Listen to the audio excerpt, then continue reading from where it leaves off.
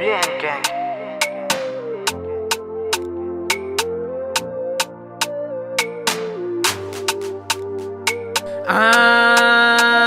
Na na na.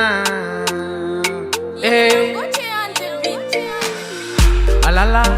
Inuk fefa fantatro ny fitiavako anao fazao azamana intsony faza efanao petsaka ny sipanandalovako feno ihany hoananangana le rovaka sanatry ny atsika robaka izao asehoko ny manontolo fa ianao ny malalako fazako an'olokolo sady tserizay angalatray fa mino afatysanao anzany ianao fefaveno anany ao apoanao ianao ny tiako na de misy ny olana malala tiako tsika ny ampiangonana koeny ambony altara de anombokeko le tatara malala tiako tsika ny ampiangonana tiako fony anao na misy ny olana koeny ambony altara de anombokeko le tatara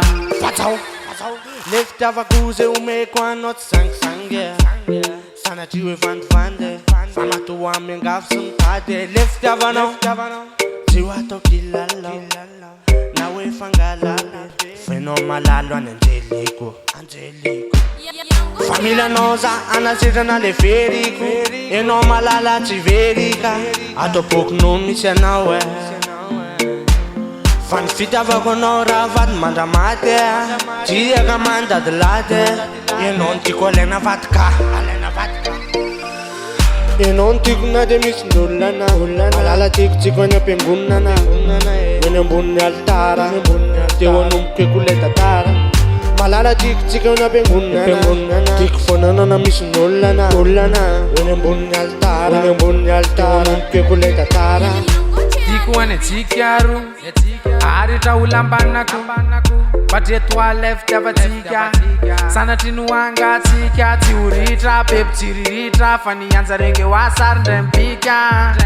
fa tsy ampiovany amitsika fa le lefitsika hatrany paradisa nory mazareo hitatasika fa raha fisarana aloha de tsisy fika fa nanana ny loka fenotsika ao atokatrano de ho tatanana fa tsy angano na hoe resakako mamamo fa rehefa anao miantso de reso aloha enao ny tiako na de misy ny olana malala tiako tsiko eny ampiangonana hoeny ambony altara de anombokeko le tatara enao ny tiako na de misy ny olana malala tiako tsiko eny ampiangonana hoeny ambony altara de anombokeko le tatara enao ny tiako na de misy ny olana malala tiako tsiko eny ampiangonana hoeny ambony altara de anombokeko le tatara malala tiako tsika ny ampiangonana tiako fonanao na misy ny olana hoeny ambony altara de anombokeko le tatara